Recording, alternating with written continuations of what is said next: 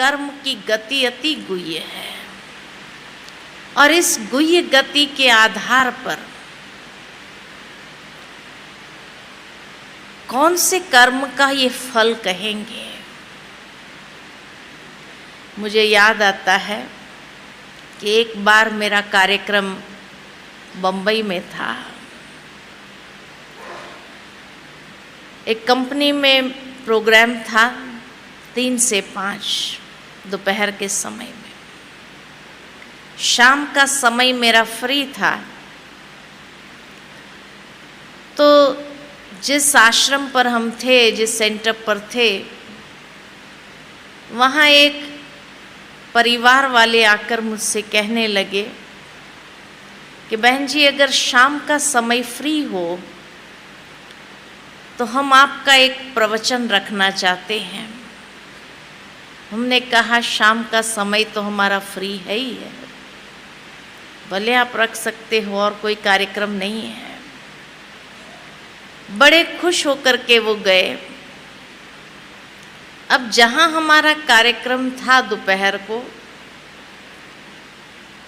5 बजे कार्यक्रम पूरा होने के बाद कुछ लोगों से मिलना करना था, कुछ प्रश्न उत्तर हुए, उसमें करीबन 5:30 पौने 6 हो गए हमें। तो जैसे हम निकलने लगे, जो बहन हमारे साथ थी वो कहने लगी कि बहन जी अगर अब हम सेंटर जाएंगे और उसके बाद उनके घर जाएंगे तो एक तो ट्रैफिक का समय शुरू हो गया है और कहीं अगर जाम में फंस गए तो 7 बजे भी उनके घर पहुंचेंगे नहीं। तो मैंने पूछा क्या करना चाहिए, तो कहा अगर यहाँ से सीधा चले तो ठीक है चलिए। अब उन्होंने 1 घंटा पहले हमें एक्सपेक्ट नहीं किया था। हम पहुंच गए 6 बजे में।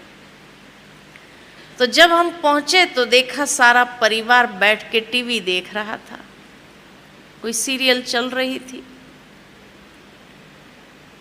जैसे ही हमें देखा तो माता पिता ने बच्चों को इशारा किया टीवी बंद कर दो। तो बच्चों ने इशारा किया हम बंद करने वाले नहीं हैं। आज की दुनिया में माँ बाप का कम ही चलता है बच्चों के आगे। हम देख रहे थे तो माता पिता ने कहा कि अच्छा वॉल्यूम स्लो करो। बच्चों ने उस बात को मान लिया, वॉल्यूम स्लो कर दिया।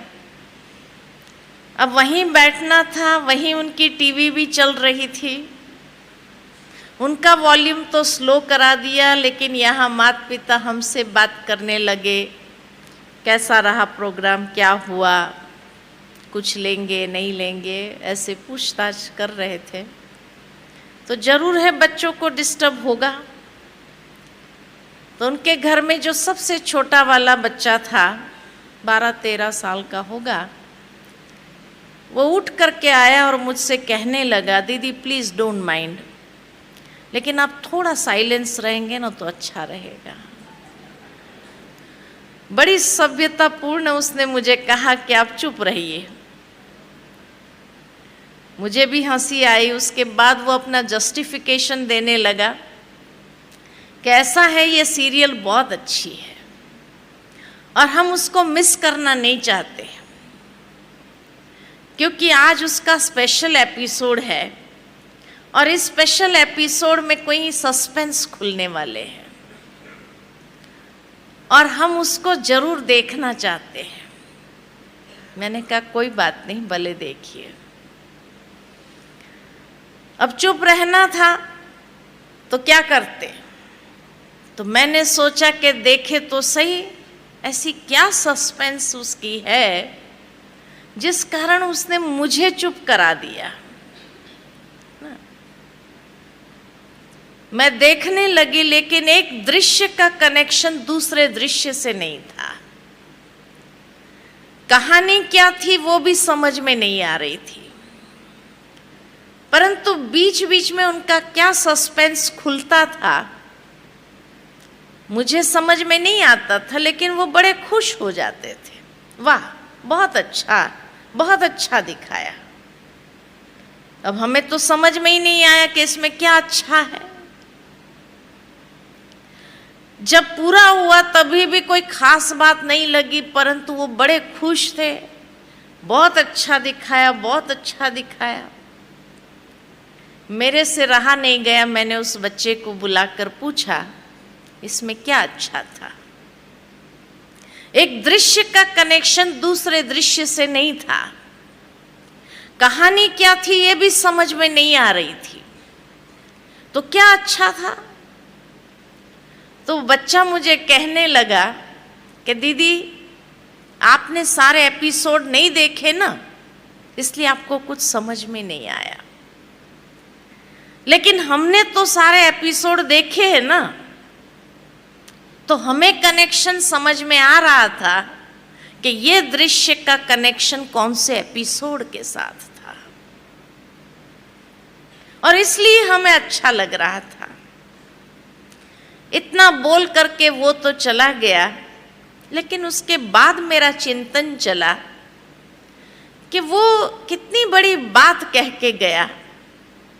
और मैं सोचने लगी कि 5000 साल का ये चक्र अगर हो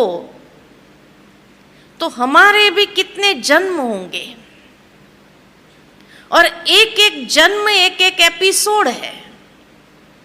अब ये लास्ट एपिसोड है कलयुग का, अब इसमें तो सारे सस्पेंस ही होंगे। जीवन के अंदर भी एक दृश्य का कनेक्शन दूसरे दृश्य से नहीं है।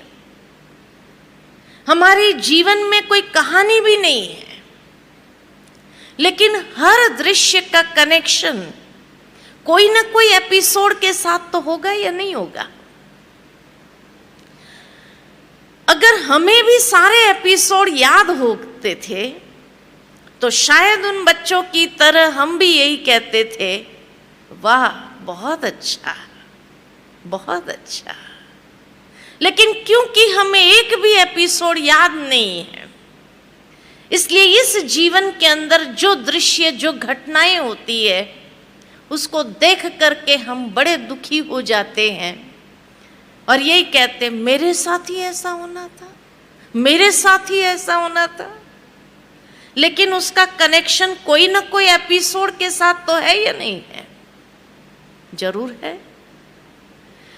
तो इसलिए कर्म की गुह्य गति, उसको कहा ही गया है गुह्य गति।